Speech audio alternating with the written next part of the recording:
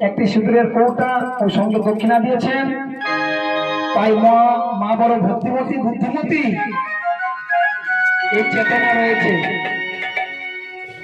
ভগবান বললেন হরিবাসরে যেখানে হরি গুণগান হবে, কোন নারী মা যদি সেখানে সিঁদুর দান করতে পারে, সিঁদুর আলতা এইসব দান করতে পারে, ভগবান বললেন তার স্বামীর পরমায়ু বৃদ্ধি পাবে না। তাই এটা আমরা কোথায় প্রমাণ পাই না, একদিন মা সীতা গঙ্গা স্নান সেরে কি করছে না, সিঁদুর ধারণ করছে, মস্তকে সিঁদুর ধারণ করছে। সেই কালে রামের ভক্ত হনুমান সেখানে গিয়ে উপস্থিত হলো। আর সীতা আমাকে জিজ্ঞাসা করছে, সে তো বানর জাতি, সে তো জানে না এগুলো কি। তাই বলছে সীতা মা গো, ওই মস্তকে তুমি কি ধারণ করছো?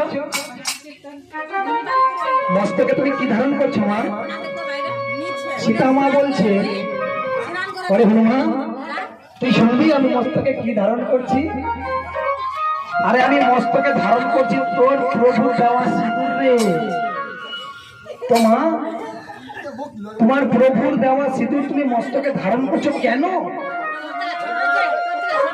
মা সীতা বললেন, আরে হনুমান, হরি বল হরি বল, এই আমার প্রভুর দেওয়া সিঁদুর আমি মস্তকে প্রতিনিয়ত ধারণ করি কেন জানিস?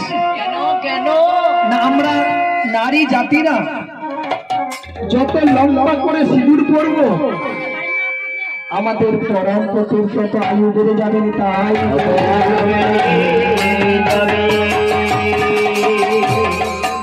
হনুমান বলছে, মা তাই তো তোমার যদি রামপতি হয় তো সে তো আমার জগৎপতি। রাম তোমার পতি, কিন্তু রাম তো আমার জগৎপতি। তাহলে তুমি সিঁদুর পরলে তোমার স্বামীর যদি আয়ু বাড়ে, তো আমি সিঁদুর মাখলে আমার পরমপতির আয়ু বাড়বে। তাই হনুমান কি করলো, তারা ওরা করে সমস্ত কৌটোর সিঁদুর সর্বাঙ্গে রেখে নিল। তাই মা সীতা বলছে, আরে হনুমান এবার তুই কি করলি? এটা তুই সমস্ত সিঁদুর গায়ে ছড়িয়ে দিলি। মা বুঝলে না, তুমি একটু সিঁদুর পরে যদি আমার এই পতির একটু আয়ু বাড়ে, তাহলে আমি সর্বাঙ্গে প্রলেপন দিলাম, আমার পরম পতির আয়ু আরো বৃদ্ধি পাবে।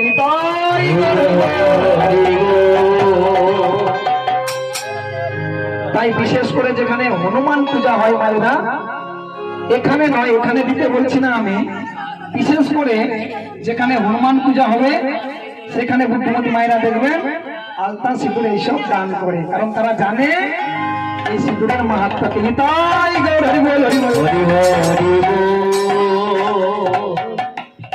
তো মা যশোদা কি দেখলো না, এক মন্দ স্বপ্ন দেখেছে গোপালকে লয়ে, যার জন্য গোপালকে আজকে কোল ছাড়া করছে না।